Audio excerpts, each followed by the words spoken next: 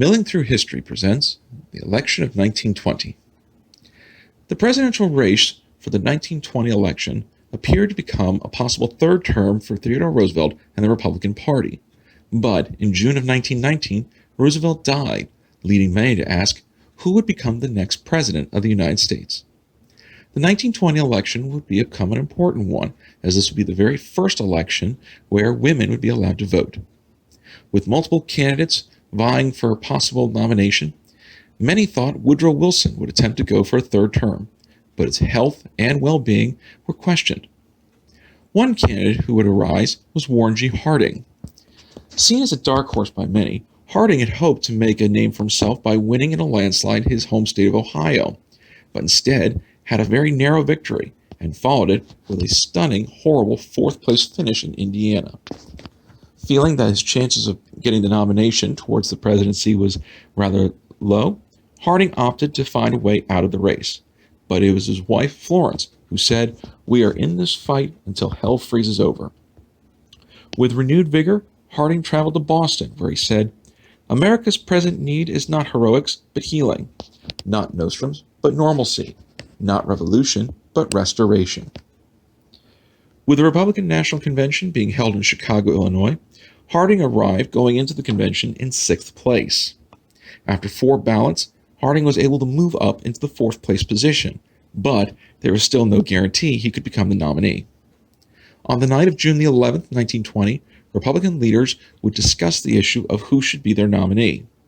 After great consideration and a great deal of debate amongst historians even to this day, the end result was Warren G. Harding had the least number of liabilities attached to his name, and therefore was the best candidate for the Republican Party. After 6 additional ballots, Harding was named the nominee for the Republican National Party. When it came to the vice president, it would be Governor Calvin Coolidge of Massachusetts who would be given this particular honor.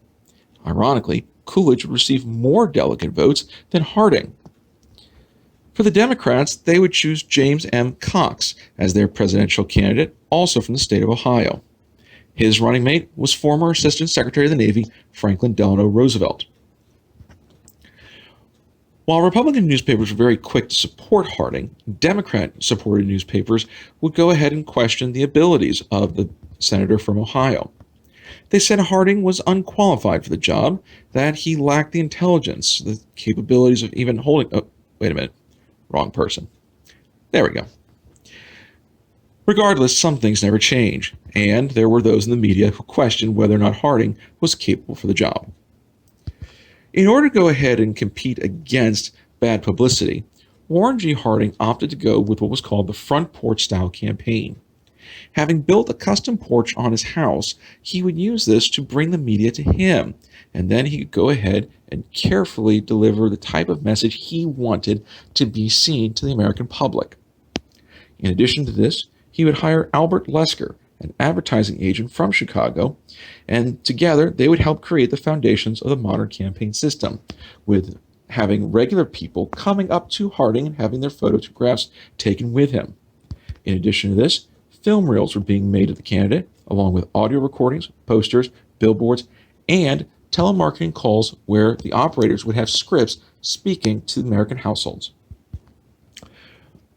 On November the 2nd, 1920, the national election for President of the United States was held.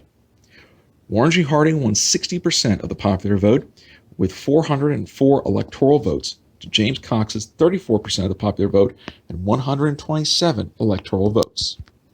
With this landslide victory, Warren G. Harding would proceed to go to Washington, D.C., and in March of 1921 was inaugurated President of the United States. Be sure to click like, share, and subscribe for other videos from Milling Through History, and be sure to comment below in order to let us know other topics you would like to be discussed on this type of program.